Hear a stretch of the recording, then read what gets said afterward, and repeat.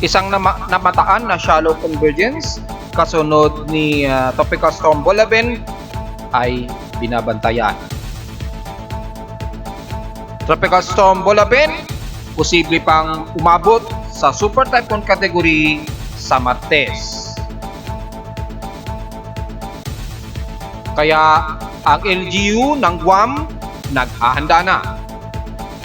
At alinsangan sa nalalabi ng Lodon hanggang Visayas, pero mga kalat na tapag-ulan na iiral sa Eastern at Southern Mindanao ating tatalakayin.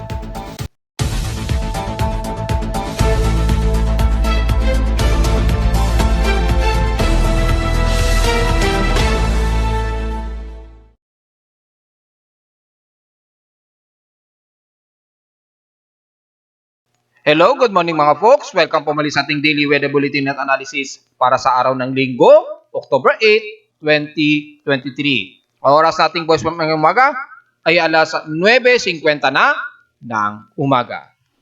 Well, maliwalas na po ang umiiral sa bahagi ng Luzon areas. Magkabilang na ang Northern Luzon hanggang dyan sa may Central Luzon, kasama na ang Metro Manila at ilang bahagi ng Southern Luzon area.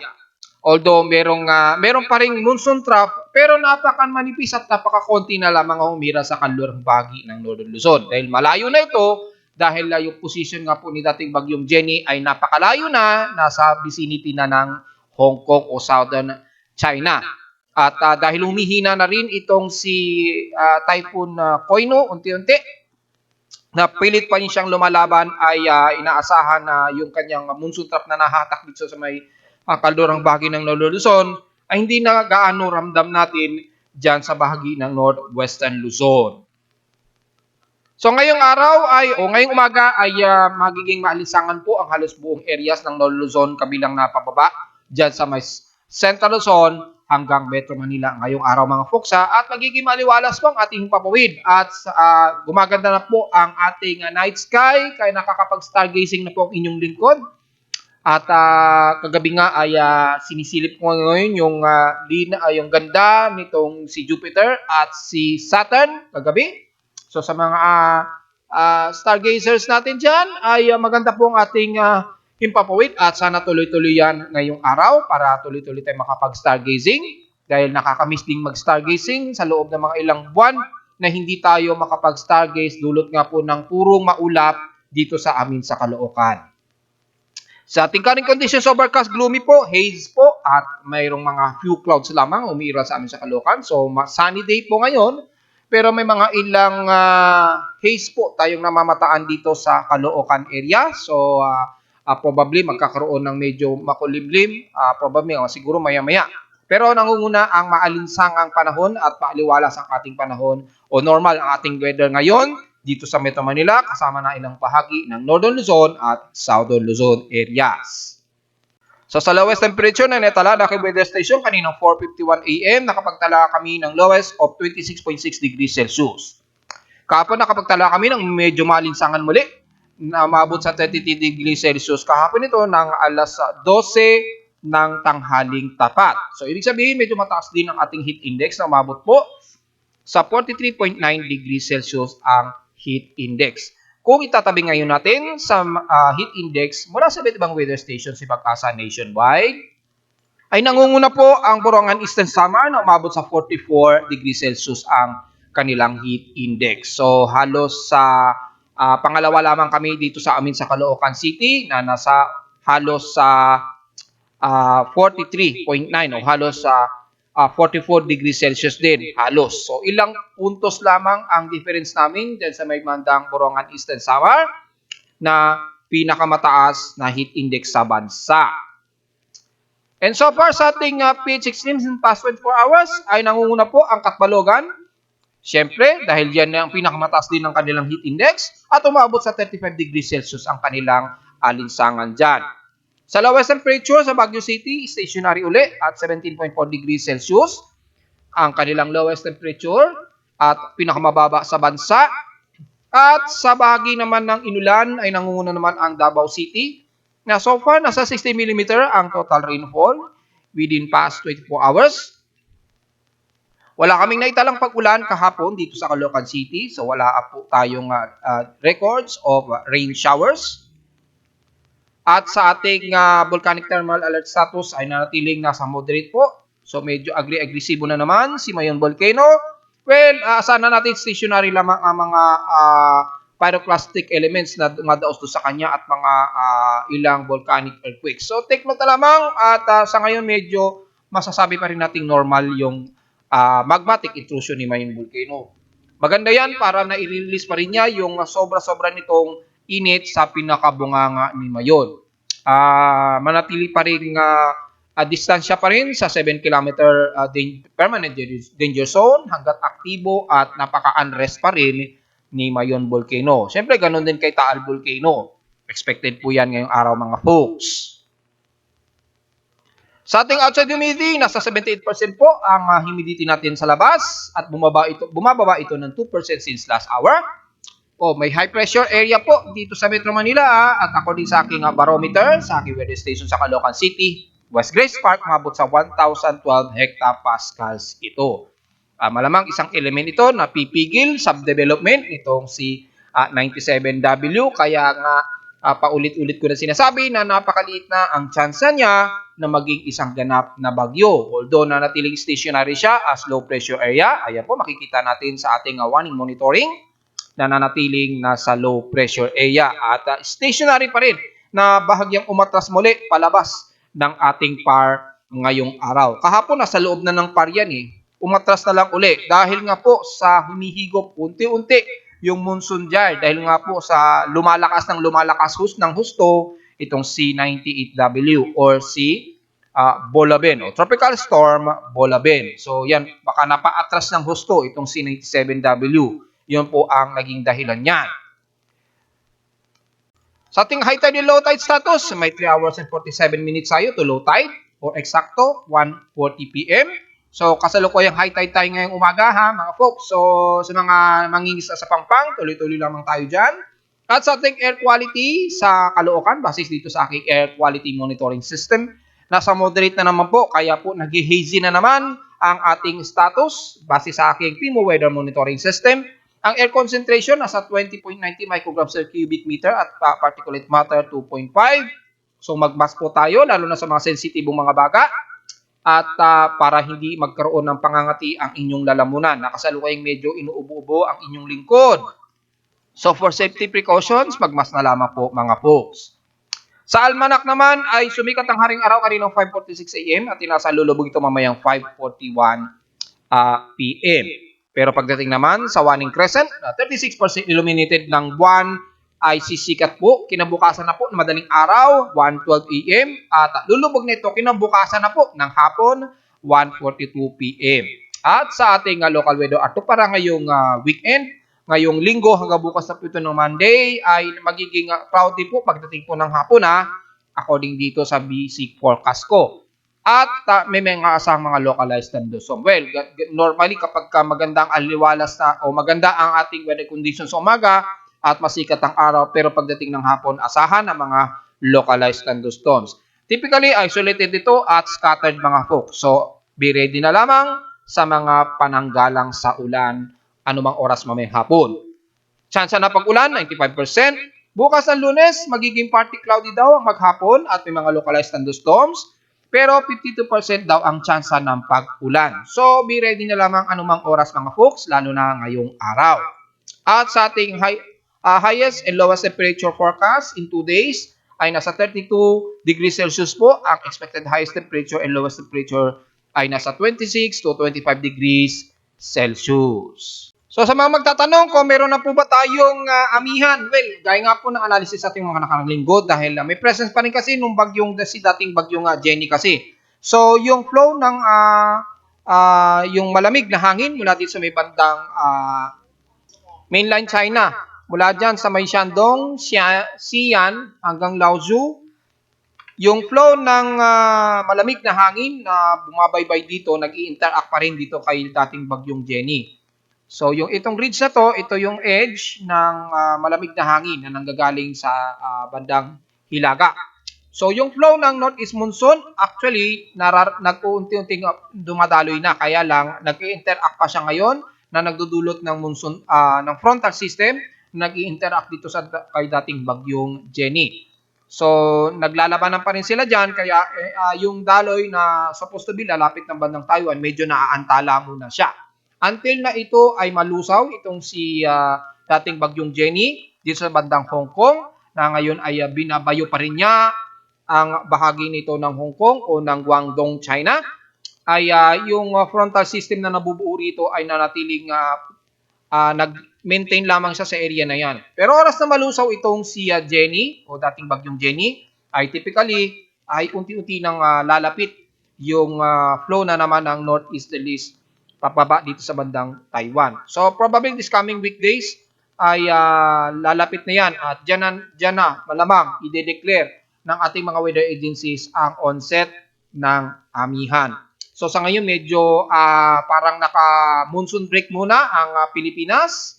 Halos wala po tayong mararamdaman na anumang monsoon o monsoon winds maliban na lamang sa bandang dito sa may kalurang bagay na extreme na Luzon. May umiira pa rin dyan na southwest monsoon dahil nahahatak pa rin siya nitong bagyong ito na si dating bagyong Jenny. Pero malayo na siya na makakapekto sa kalupaan ng bansa. Well, diretso agad tayo sa ating ginagamit na satellite imagery para sa ating weather analysis ngayong araw. Kung may uulanin ba sa bahagi ng Metro Manila, well, kita-kita na naman natin mag-isa infrared true color. Yan po yung actual satellite monitoring o yung actual na kuha ng satellite imagery ng Himawara 8. Halos maaliwalas po ang paligid ng Northern Luzon habang hanggang dito sa may bandang Southern Luzon at Visayas. Ibig sabihin lamang yan mga folks, magiging katamtaman ang lagay ng panahon, maaraw at maalinsangan ang aasahan natin. Kasi kung titingnan natin sa heavy rain potential, halos napakaklaro po. Wala halos kaulapan sa buong bahagi ng Northern Luzon hanggang Southern Luzon at Visayas area. May mga ilang kaulapan lamang pero panandalian lamang na sumusulpot sa west portions ng Visayas. Kung sisilipin natin yung chance na ulanin gamit ang ating infrared dust, dito natin monitor kung mataas ang water vapor sa paligid. Kita-kita ay halos wala tayong namamataan na cloudness na may water vapor. Napakakonti lamang, so hindi natin isa-isahin yan mga folks na ang buong Luzon, Southern Luzon, Mimaropa man yan o Visayas region magiging maaliwalas at magiging katamtaman at alinsangan ang lagay ng ating panahon ngayong maghapon. However, ang mga isolated forecasted at mga localized thunderstorms pagdating ng hapon o gabi ay inaasahan po yan pagsapit po ng hapon o gabi lalo na dyan sa portions ng northeastern Luzon, dyan sa may bandang Aurora region, sa may bandang Bicol region, sa may Catanduanes area, sa Visayas naman sa may west portions ng Panay Island at Negros region, at bandang pagitan ng southern Visayas at northern Mindanao area. Dito po. Pagsapit ng hapon, asahan ang mga localized thunderstorms.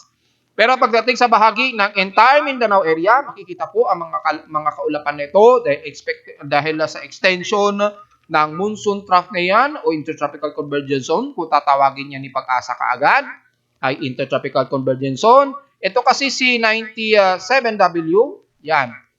Nandyan siya, si 97W. So, nag-embed siya sa intertropical convergence zone line. So, yung effect ng kanyang development ay very stationary pa rin. However, dahil nga po lumalakas itong si Bolaven, Tropical Storm Bolaven, yung monsoon gyre niya, nakakapag-create na po siya ng monsoon gyre patungo sa kanya.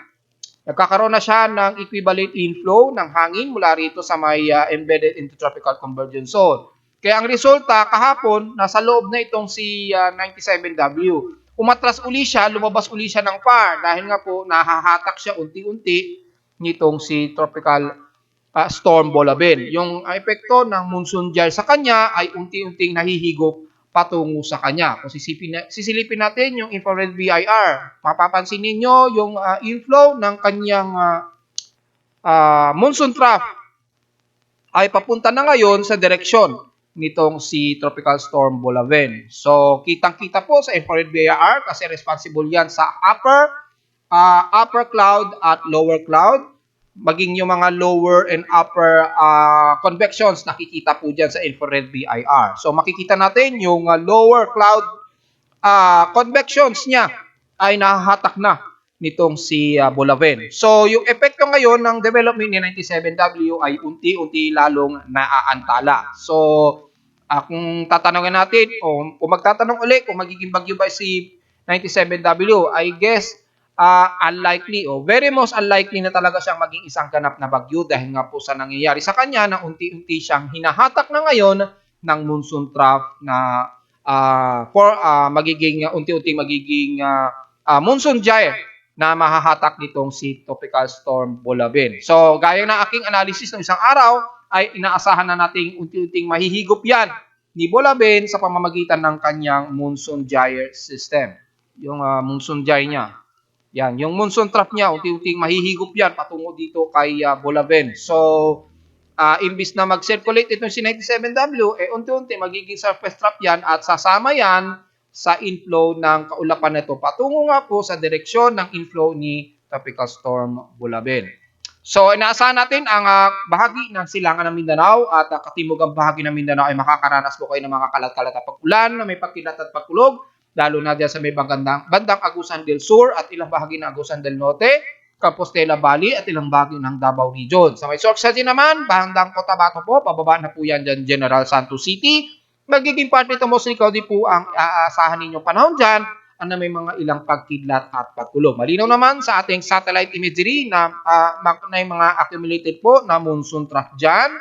And extended kasi yan ng monsoon trough na yan na patungo, naka-extend yan hanggang sa may bandang Palaw. So, expected ang areas na yan, magkakaroon kayo ng mga partly to mostly cloudy at mga isolated case of rain showers na biglang bubuhusa, biglang nagmo-moderate to heavy rain showers. So, take note yan mga folks, lalo na sa hapon o sa gabi. Maging ng mandaling araw mga folks ha, hindi ligtas dyan ang bahagi ng Butuan at Surigao del Norte. So ulitin natin ang bahagi ng Luzon hanggang Visayas Region magiging maliwalas, katamtaman ng lagay ng panahon, pero ang mga uulanin ay typically isolated lamang ito, lalo na pagsapit po ng hapon dahil magkakaroon ng condensation ang water moisture kapag lumalamig ang temperatura sa hapon o sa gabi. Kaya yung mga isolated at mga kalat-kalat na pag-ulan ay hindi natin talaga maiiwasan minsan. So yun po yung ating lagay ng panahon ngayon. Hindi masyado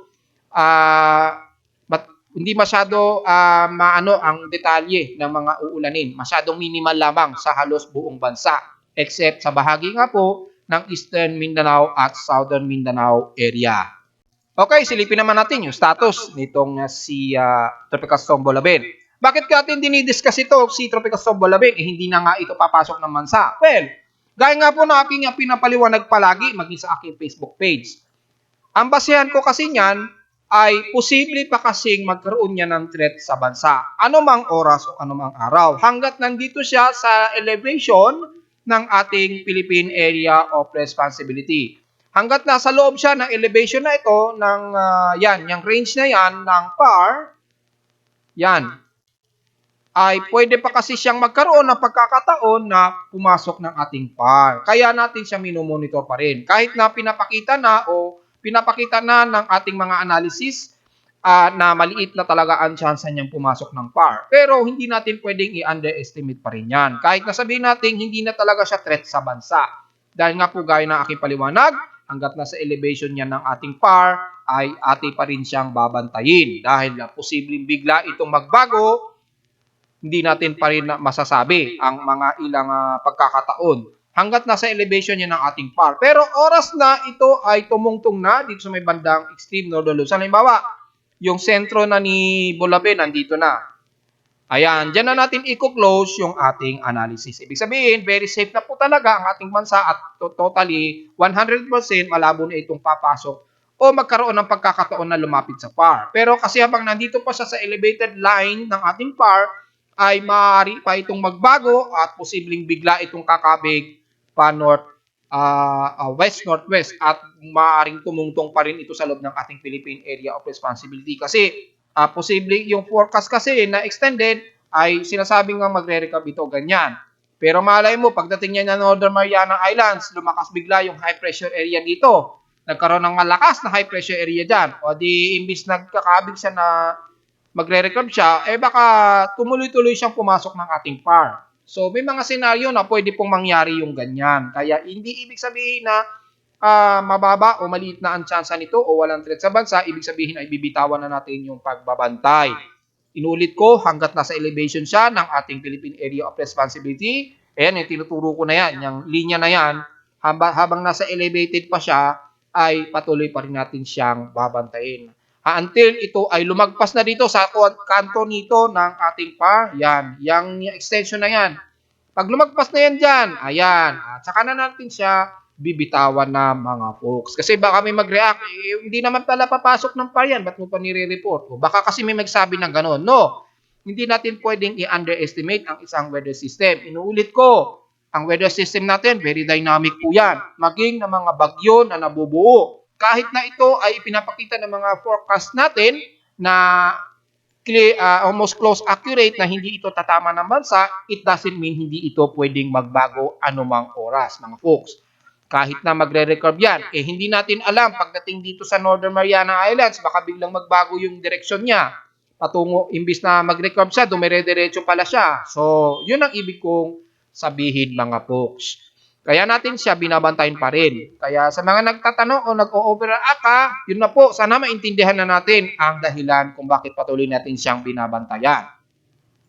So balik tayo kay Bulaben ay ang as of 10 o'clock AM ngayong umaga ay ang kanyang central air pressure na niya ay nasa 1,000 hectopascals at nasa tropical storm category ang kanyang 1 minute average.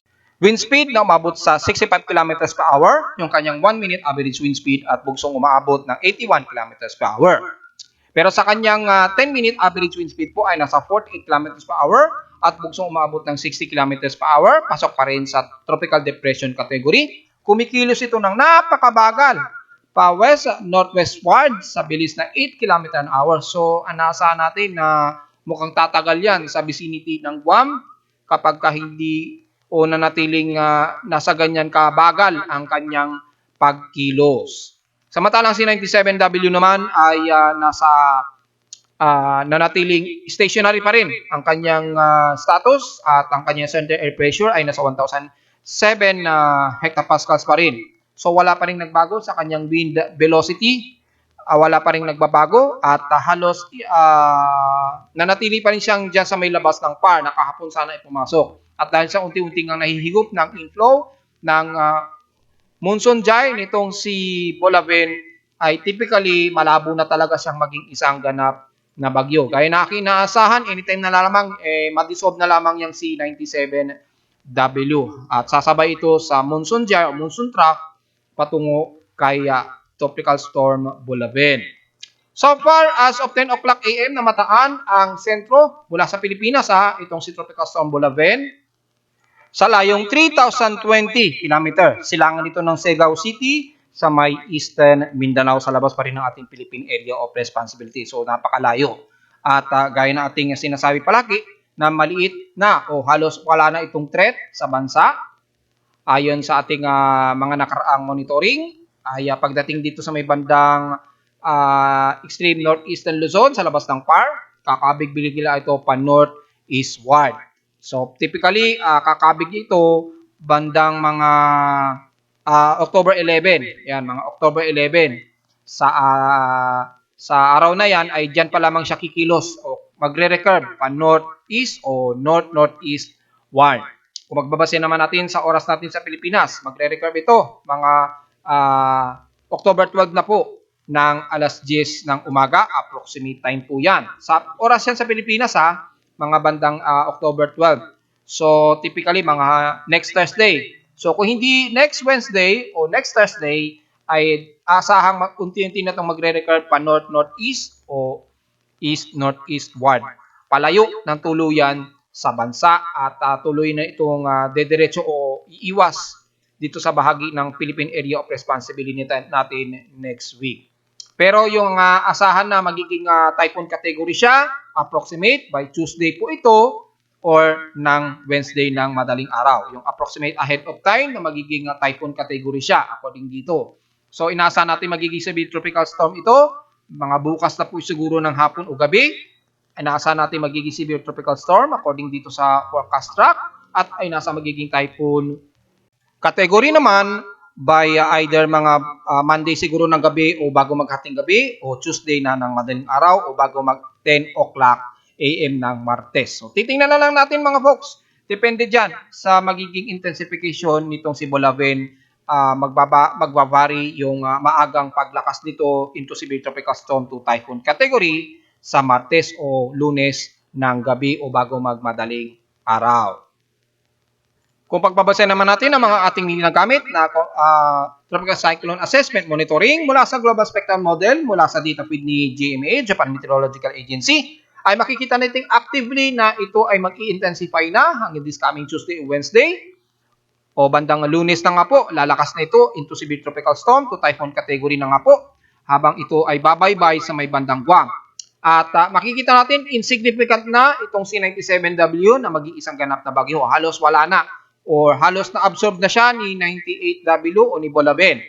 Kaya sa mga nagsasabing may chance pa rin daw na mag-intensify ito, well, wala na tayong nakikita sa significant dito sa ating global spectral model. Maging sa kanya mean sea level pressure, halos hindi na. Hindi talaga significant na magiging intensify itong C97W. So wag na natin ipilit mga folks na mas matuwa pa tayo dahil hindi po matutuloy na magiging si Prekabayan itong C97W. Yun na lamang ang mas hilingin natin. Wag na natin ipilit na maging bagyo pa ito. Kasi kawawa naman ang ating mga kababayan. Matuwa na tayo dahil hindi na nga ipinapakita na magiging si Prekabayan nga ito. Maaaring magiging remnants na lamang siya base sa ating wind speed and direction. Makikita yung mga trough dito sa bandang Eastern Visayas at bandang Eastern Mindanao na lamang na magdudulot ng remnants o nung trough nitong C97W kung sakaling maglapit pa rin ito sa silangan ng bansa na magpapaulan na lamang ng mga typical na ilan-ilan sa bahagi nito ng Eastern o ng Eastern Visayas o Northeastern Mindanao. At least hanggang ganun na lamang dahil mag-maintain na lamang siya as remnants o surface trough. At least hindi na ito magdudulot pa ng cyclonic effect dito sa bandang silangan ng bansa. Yun na lamang ang ating pansinin at hilingin na tuloy-tuloy na itong malusaw na lamang. At so far, wala na itong significant itong C97W. Hopefully, ay ganun din sa mga computer models ay hindi na rin talaga pinapakita. May mga kababayan tayo na nagpo-post na ayon daw kay ECMWF ay magiging significant pa rin daw o may chance pa rin daw ito mag-develop into active low pressure area. Well, kung titingnan natin as of 1800 o mga andang alas 2 ng madaling araw sa atin sa Pilipinas, yung update nito at makikitang wala na po talaga. Halos remnants na lamang siya, C97W. Maging stationary man yan, pero mananatili itong surface trough o may remnants na lamang. So, magpapaulan na lamang ng ilan-ilan sa bahagi ng silangan ng bansa. Pero hindi na siya magkakaroon ng cause of cyclonic effect o yung epekto ng bagyo sa silangan ng bansa. At least good news pa rin yun mga folks, di ba? At maaring sumama ito sa pinaka-monsoon trough ni Bolaven, palayo ng bansa. Well, at least sa ganun na po ang magiging senaryo niyan. Maging kay Namjem, halos wala na. Sumama na siya kay Bolaven. Maging kay Icon, remnants na rin ang pinapakita. At kay Jem, ay halos sumama na rin siya kay Bolaven. Sumama na siya sa monsoon trough niya. So, ayon sa ating 5 computer models, malinaw po na very insignificant na nga po na magiging isang ganap na bagyo itong C97W. So, sa mga pilit pa rin na nagbabase kay ECMWF, wag tayo magbase lamang kay ECMWF dahil malayo ito sa ipinapakita ng Japan Meteorological Agency, ng GFS, NAVGEM, ICON, at ng GEM. So, isa laban sa 5. O, di ba? Kay ECMWF. So, manalo siyempre yung 5 forecast na halos pare-pareho sila ng analysis na hindi significant na magiging active na bagyo itong C97W. May gale warning ba? Well, medyo may gale warning tayo sa bahagi ng extreme northwestern Luzon, sa may bandang Ilocos Norte at bahagi ng La Union. Ay ingat na lamang po at huwag muna tayong lumayag dyan maabot pa rin sa 1.25 meters ang taas ng alon. Pero the rest ng silangan ng bansa, medyo kalmado naman at kaya pong lumayag ang ating maliliit na kababayan dyan na mangingisda. So wala po tayong may kukomment dyan. Medyo exempt muna ang lumayag sa bahagi na yan ng bandang Babuyan Islands, Ilocos Norte, bandang Santa Ana, Cagayan, sa loob ng 24 oras ngayong araw. Medyo mataas pa rin po yung pag-alon dyan hanggang sa may bandang corner ng Bolinao, Pangasinan. Medyo bawal po muna o restrain muna kayo. Medyo tumataas po ng 1.25 meters kasi po ang alon dyan at may pagbuso pa rin ng hangin. So, after 24 hours siguro, pwede na tayong pumalaot. At inasa nating bukas, kalmado na po yung karagatan dyan sa may northwestern o extreme northwestern Luzon of Coast. At narito naman ating 3-day 20 weather forecast para sa araw na ito, October 8, 2023.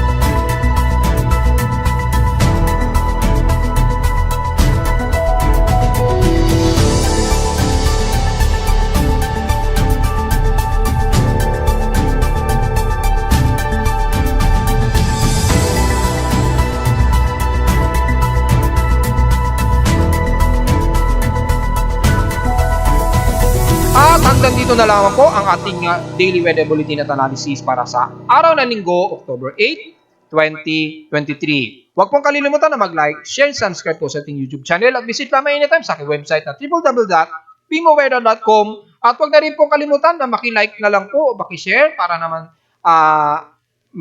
medyo madagdagan ng kaunti ang ating mga subscriber kahit papaano. At visit lang din sa aking Facebook page para sa mga updates ko na mga pinopost doon na mga updated report at sa mga statuses ng mga low pressure area natin at anumang weather events o mga astronomical events. Anumang may kaugnayan sa ating mga nire-report araw-araw at sa mga ibang data feeds mula sa iba't ibang weather agencies. Maraming salamat po mga folks at magandang araw po sa ating lahat.